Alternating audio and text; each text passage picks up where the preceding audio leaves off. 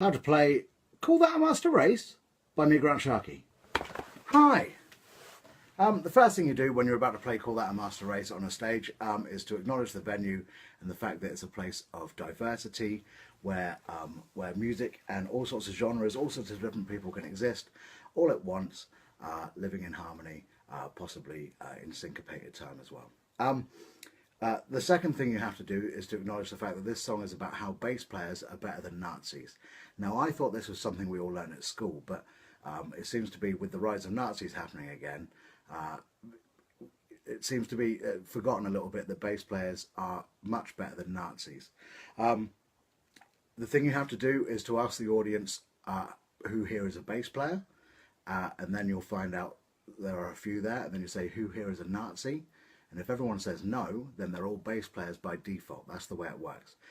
Simple question: are you a Nazi? No, bass player. Are you a Nazi? Yes, Nazi. That's the only way you can tell these days. Bass players are cool. Bass players are the best people in the world. Nazis are the worst people in the world. So you move on into the song. So this song was written when Donald Trump first became elected President of the United States of America. I did a bit of research into Steve Bannon. He's a guy who worked for Trump and then left recently. He actually associates himself with a thing called the Fourth Reich sort of thing. You know, he actually believes that white Christian men have been sent by God or something to save the planet from everyone else. I don't know what gives him the right to think that, but that's what he thinks, and that's what he's working towards with his campaign with the website he set up, Breitbart. So I was talking about that, and he associates himself with a thing called the Master Race, and I thought, how can you be part of the Master Race when I haven't seen you at any of the meetings? You know, you haven't seen him in Bass Guitar magazine, I haven't seen him in Bass Player magazine, haven't seen him on Talk Bass. You know, I'm just saying, you know, it just doesn't seem to be the case that these white supremacist guys are cool or even superior to anyone because they're not fucking bass players. That's basically it. And everyone knows that bass players are really cool. So this song was to basically remind everyone in the audience that bass players are better than Nazis, and to remind any Nazis in the audience that bass players are better than Nazis. Like I say, it seems to be something we all grew up with, but some people are forgetting in our society. So the first thing you need when you're playing the song is you need your stomp box. Now, this is my stomp box here. This is a piece of driftwood from Hengistbury Head, covered in a little bit of gaff tape and a bit more wood around the side. And it was stuffed with foam, and it's got a microphone in it as well. And when you hit that with your foot, I recommend a Dunlop safety boot with a steel toe cap. When you stomp on that and you've got the right sound man, it can sound like death coming your way. It's amazing. This is also the reason why I have to go through security 10 minutes earlier, airport security, because I have to have the conversation. That's basically it. So you put that under your foot. Your dominant foot, mine's the left. There we go. It might make the camera wobble a little bit, but you'll just have to deal with that. Okay, so for the song's actually sort of rooted around D.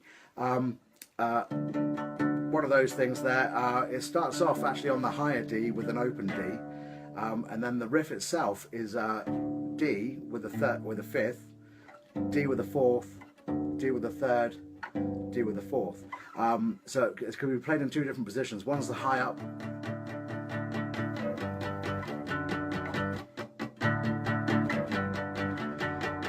so like that, or the other one is the low down one, which is actually the sort of the original starting point of the song.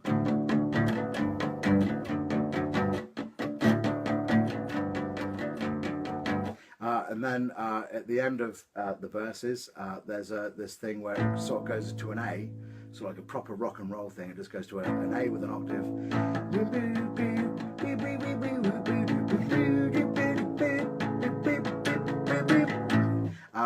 That's just an A with an open A with an A octave, and then the 10th played up there on the 11th fret, and you finish it off with a little flick up to the 12th. So those are the two things you need to know to play all the verses. What you need to do is realise that the first verse itself is actually in three parts, and it builds up. So it starts off just on the D octave,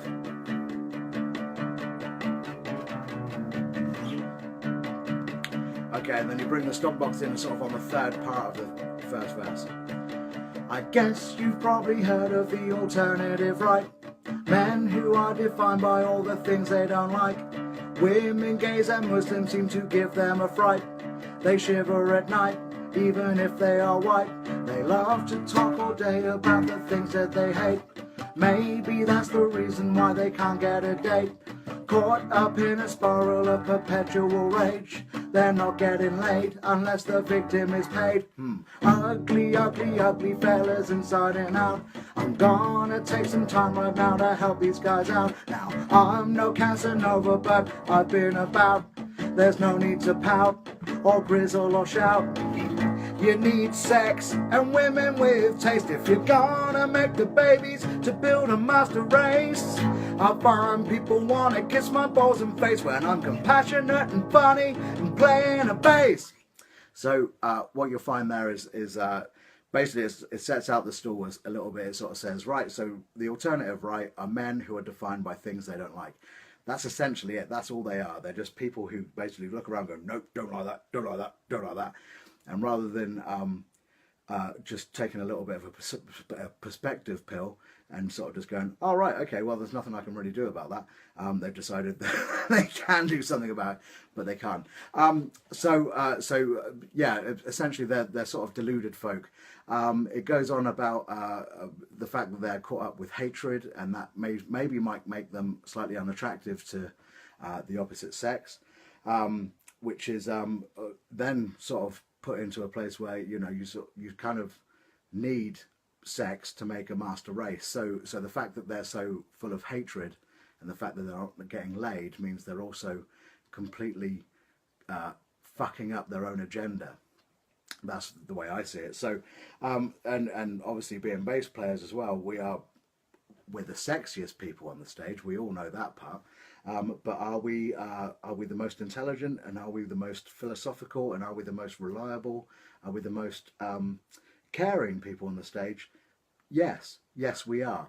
And as bass players, we know that. So it's to do with essentially bragging a little bit that as we're on stage doing our thing, we're probably doing more for the master race of bass players than anyone else.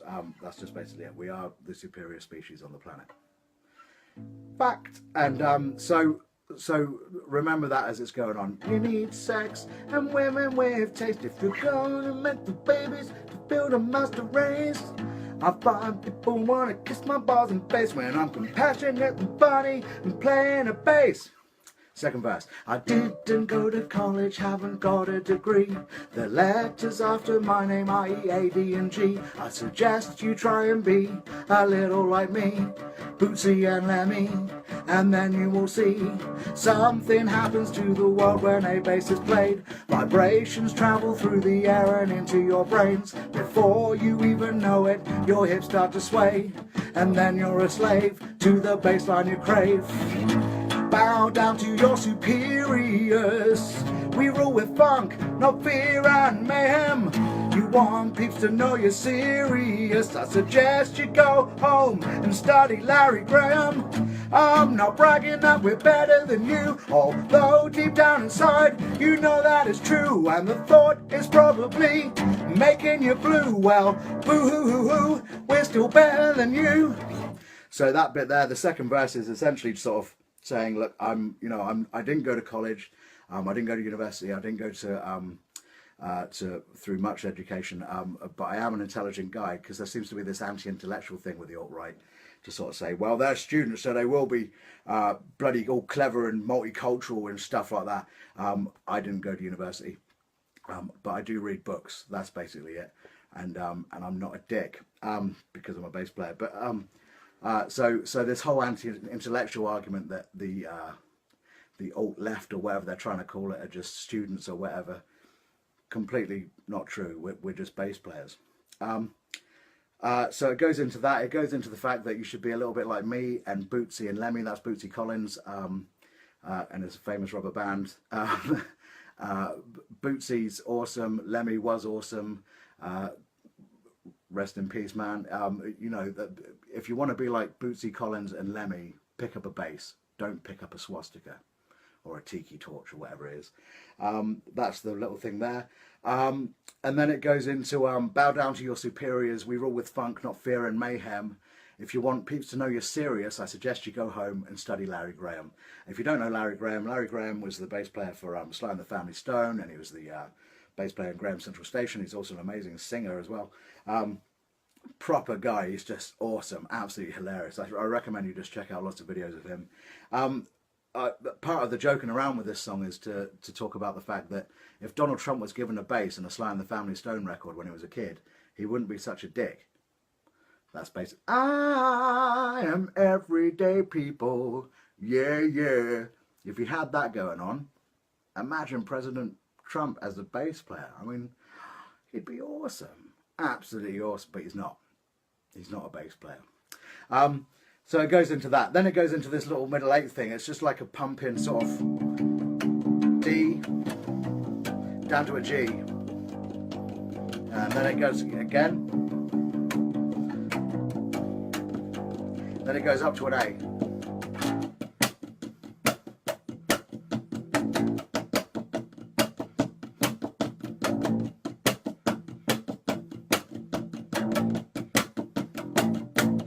Just does that. That's the middle eight part. The middle eight part is essentially a list of things that Nazis can do if they want to get out of being Nazis.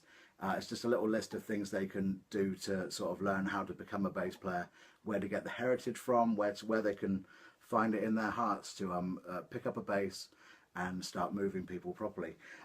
So it just goes along the lines of maybe there's no hope for you, you weird little psychotics, but here's a list of shit you can do to get a clue. Don't mess with wood, and what if you cross Carol Kay? She's gonna kick your ass. You can't even speak to Gail Dorsey, Kim Deal, John Paul Jones, and introducing Joe Dart.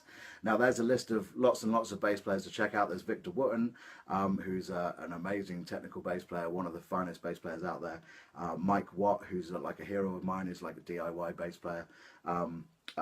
Tremendous heritage in the punk scene. When he comes around into town, just go. Then it goes into Carol Kay, who's a legend of the whole bass playing thing, one of the finest bass players to commit to record ever. Gail Dorsey, who I first saw playing bass for David Bowie on TV once, playing the Heart's Filthy Lesson, which is it's brilliant.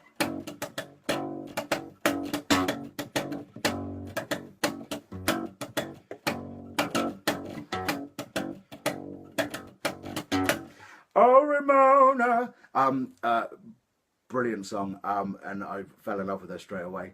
Gail Dorsey, John Paul Jones, Kim Deal, legends, and introducing Joe Dart. Joe Dart's one of the finest bass players to come out in recent years. He's the bass player for a band called Wolfpack, and literally, I think once all the other bass players have left the room a little bit, I think he might possibly be our god. I'm not entirely sure. So it just goes on through this list of things. Just check out those guys. Once they've got into your blood a little bit, they're going to be fantastic. On stage, I always do a little bit about how Joe Dart is playing in London in September, on the 23rd of September. Obviously, after the 23rd of September, I probably won't be saying that. And then you sort of have a little gap because you've left the audience talking a little bit about Joe Dart. So you've got to get straight back into it. So the last bit is... get some blisters on your fingers, one on your thumb. Enjoy the endless power of low frequency fun. Music is the force that shows us we are all one, even if you are dumb, cause there's always the drums. Angry little men are not born to be great. They're just pent up little weasels, twisted with hate. They certainly don't like it when you laugh in the face of a master race that can't even play bass. Ha ha ha. And obviously, so there's a little joke there about drummers. That's just standard, isn't it? It's just one of those things. It's like banjos. There's always a joke. What's the difference between a trampoline and a banjo? You take your shoes off to jump on a trampoline. So that's basically it. And then just going into angry little men. They shouldn't basically. We shouldn't have people this twisted with fear and hatred at the top of our society. That's basically it. because that shit filters down, and it's supported by it's a very human response, but it's not a very rational response, which is fear and irrational hatred of the other, without any sort of sense of perspective. We're grown, we're better than this now. We can imagine shit outside of ourselves, but that doesn't mean we shouldn't ignore the reality we actually exist in. It just sort of goes along the lines of, if these people are so defined by hatred, we're just going to end up with a big old shitstorm. And unfortunately, I don't think it's going to lead to very much more internet time for all of us. So let's make sure it doesn't happen. Okay, so we'll play the song all the way through. Again, thank you very much for watching the whatever it was the last time, Dear Mr. Murdoch. I can't believe the Bop It score I got at the end of that. That was amazing. That was the highest score I've ever got on Bop It ever. And that was a Barney's Bop It. He doesn't have Facebook, so he didn't get any acknowledgement on that. But I should actually say that was Barney's Bop It game that I completely owned. Right, we're going to play the song through, and then we'll get on with it. I've got to get on and do some gigs this week over in Kent and then in Lulworth Cove. So I've better get on with that stuff, because they've just sent me a crap load of paperwork. Okay, so here we go. It's Call That a Master Race. Thanks very much for watching.